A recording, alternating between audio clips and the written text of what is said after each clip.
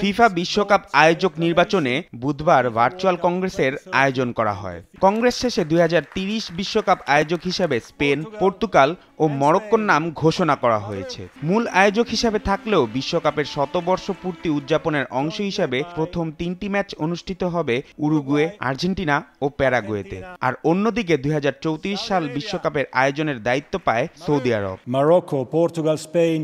100 বছর উদযাপনের জন্য এর চেয়ে ভালো কিছু আর হতে পারে না। 6টি দেশ ও 3টি মহাদেশের মিলিত প্রচেষ্টায় বিশ্ব একসঙ্গে উদযাপন করবে।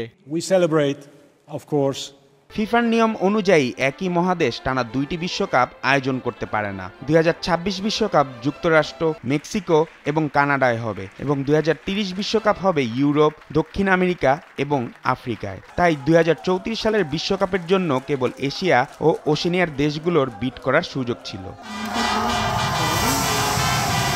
প্রাথমিকভাবে অস্ট্রেলিয়া বিড করার ইচ্ছা প্রকাশ করলেও শেষ মুহূর্তে সরে দাঁড়ায়। ফলে সৌদি আরব একমাত্র প্রার্থী হিসাবে সামনে আসে। ভোটাভুটিতে কোনো প্রতিদ্বন্দ্বিতা ছাড়াই সৌদি আরবকে আয়োজক সত্ত্ব দেয়া হয়। তবে এই প্রক্রিয়ায় ফিফার স্বচ্ছতা নিয়ে প্রশ্ন তুলেছে নরওয়ে ও সুইজারল্যান্ড।